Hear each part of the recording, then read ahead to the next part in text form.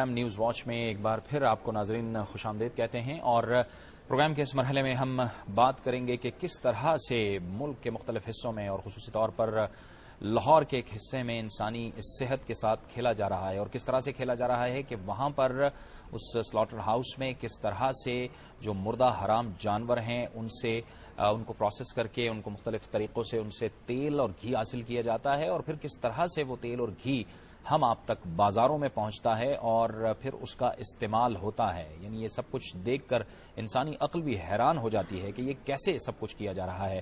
دنیا research cell نے اس پر خصوصی ایک رپورٹ تیار کی ہے، آئیے آپ کو دکھاتے ہیں کہ ان سلاٹر ہاؤسز میں کیا ہوتا ہے۔ سمن خان کی رپورٹ دکھاتے ہیں آپ کو۔ حفظ ایمان ہے، صحت مند معاشرے کی تکمیل کا انحصار صفائی پر ہی ہے۔ اس طرح کی بہت سی مثالیں ہم اپنی روزمرہ زندگی میں آئے روز سنتے رہتے ہیں، لیکن ان مثالوں پر کتنا عمل ہوتا ہے یہ دیکھنے کے لیے چلتے ہیں بابو صابو نالے کے ساتھ قائم بکر منڈی کے سلاٹر ہاؤس میں۔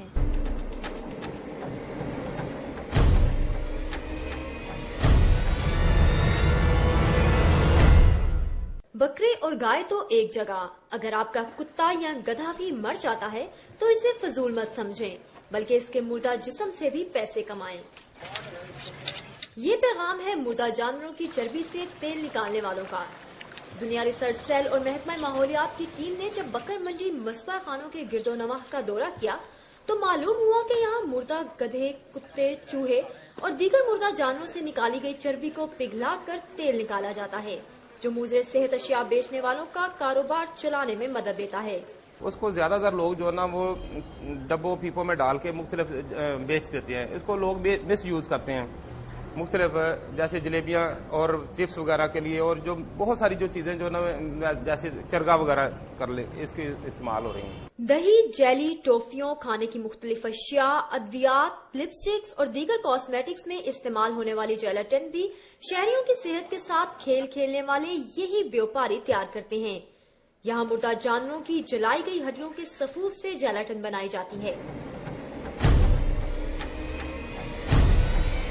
مردہ اور ذبح ہوئے جانوروں کا استعمال تو اپنی جگہ، ان کارخانوں میں لاہور بھر کے ہوٹلوں سے بچی ہوئی ہڈیاں بھی ریسائیکل کی جاتی ہیں۔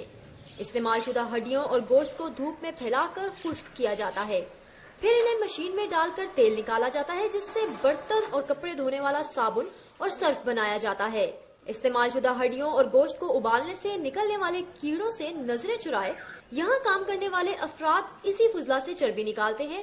جانوروں کے خون کو بھی یہاں بڑی مقدار میں پکایا اور خشک کیا جاتا ہے، جس سے مرغیوں کی فیڈ میں ڈلنے والی کھاد بنائی جاتی ہے۔ جو یہ خون جلا رہے ہیں، خون کا یہ خشک کر کے اس کا پاؤڈر بنا کے یہ آپ کو دکھائی تھی، جو یہ مختلف جانوروں کو دیتے ہیں، جو ہماری 6 مہینے میں تیار ہو جاتی ہے مرغی جو ہم کھاتے ہیں۔ یہ بازاروں سے مہنگے داموں ملنے والی سوسیجز اور ہاٹ ڈاگز کا بنیادی جز یعنی انتڑیاں بھی انہی مذبح خانوں میں تیار کی جاتی ہیں۔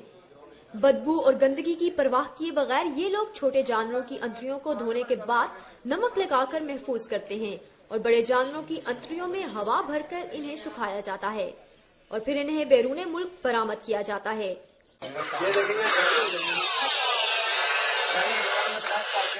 ہم تو کراچی تک کرتے ہیں، کراچی سے پھر وہ باہر بھیجتے ہیں، باہر جاتا ہے سارا مال، یہ وہ پھر قیمہ بھر کے کھاتے ہیں۔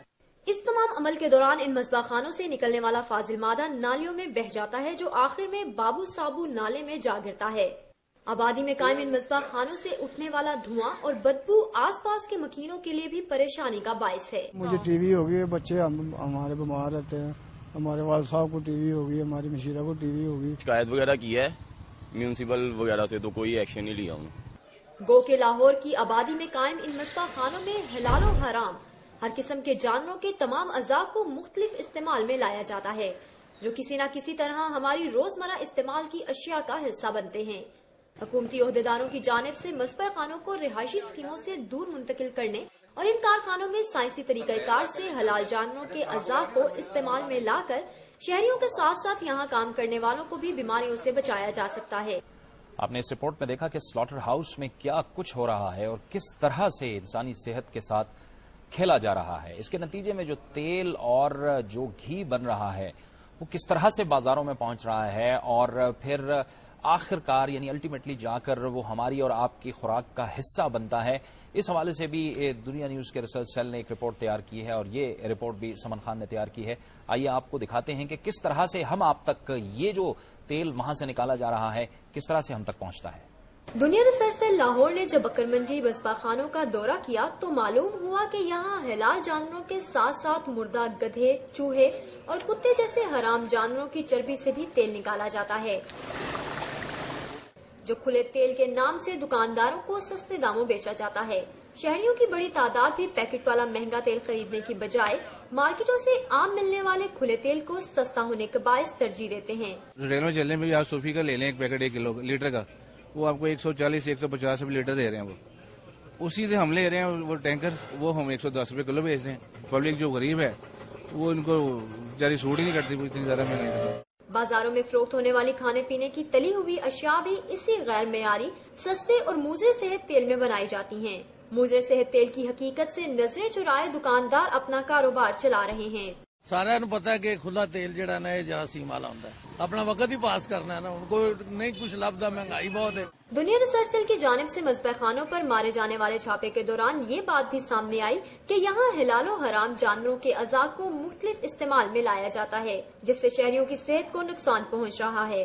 بیسیکلی یہ اتنے جراثیم ہوتے ہیں، یہ جو مردہ چیزیں ہوتی ہیں جس میں جراثیم پھلتے ہیں پھولتے ہیں، اور ان کے جو ہے کھانے سے معدے کی آنتوں کی تکلیفیں ہو سکتی ہیں.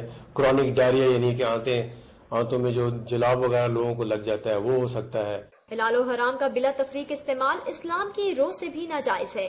شرعی طور پہ وہ گوشت حرام ہے، اور اس مردار سے جو بھی چربی نکالی جاتی ہے وہ بھی حرام ہے، اور اس کا بیچنا، آگے کھلانا، کھانا، فروخت کرنا، تجارت کرنا یہ شرعی طور پہ حرام ہے. رپورٹ نشر ہونے کے بعد مذبح خانوں کی سامنے آنے والی حقیقت پر شہری بھی تحفظات رکھتے ہیں. حکومت کا تو اولین فرض ہے کہ وہ اس چیز کو ضرور دیکھیں، کیونکہ عوام تو ویسے ہی پس رہی ہے، اور مزید آپ اس طرح کے کام کریں اور پھر یہ دیکھا جائے تو قانوناً اور اصولاً جرم ہے.